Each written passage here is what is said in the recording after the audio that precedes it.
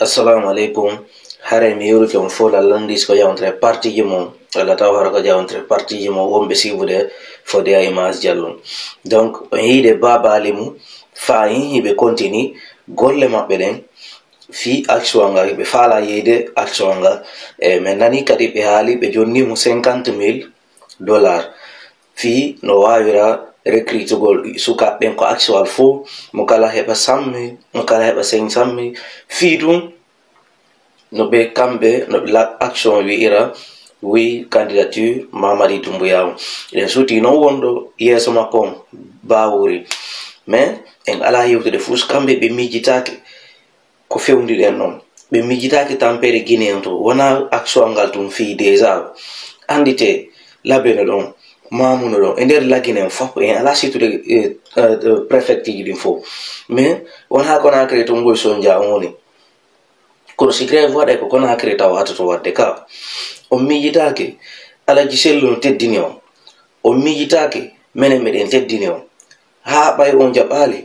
gonga kan ko ɗum waɗi ha men iwi ɓawmo iɗon wadde crété ɗin fo Ousmane Gawa inni o impossible de tenir toutes les élections en 2025 ɗo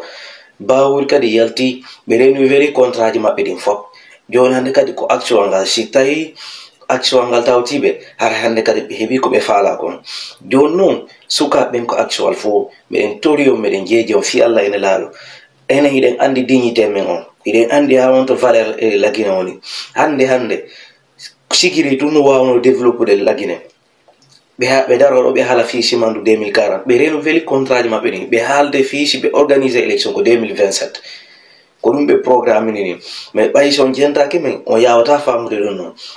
mijite Alaji Sellu gagnike 2010 o hendaki o gagnike 2015 o gagnike 2020 no hanani Alaji Sellu ko immo o darto ina joni ɓayi mi waɗi mi gagnike 2010 gagnike 2015 gagnike 2020 o fu yiɓe janfade lam si hawri Alaji Sellu innali kanko ƴetta arme o yottoro ɗum ɗo kono hani innugol yo Alaji Sellu immo ƴetta arme ni e ni kono wawi halangol ɗum Alaji Sellu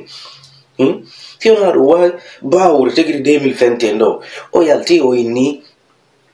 o transition si transition lanni yo on tigiri rende pouvoir mais si transition lanni on tigiri forci nebini oɗum wattirata danger fi nation ɗon e ka fi Guinée on fi population ollere ko gonga joni no an yiɗa andi ɗum noon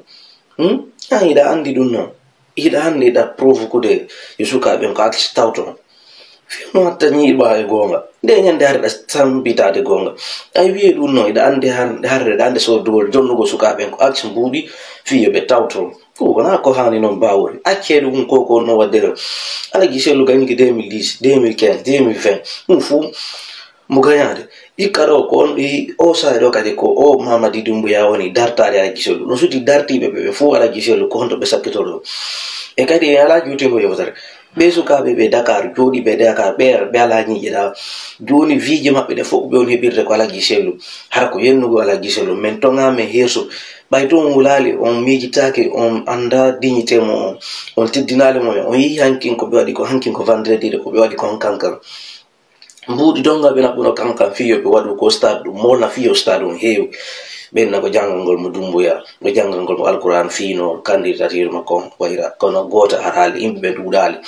donc ko naafi giɓe go yeeyi ɗon joni hay kankan fuɗɗike révolte de fi kala kankan no gollede ni ɓuuri hay laaɓe ɓuuri hay Fuuta Jallo fo est ce qu'on fami mais immoɗen enen kadi daren haren yennali mumen on ɓe ko axe hara tawtali bawuri ɓe ko axe hara tawtali o dugula ayneteɗo babali mo waton tawto ɓe ko honnu wawi ɓe ko honnu woni provo ko honnu ɓe wawi apportande Guinée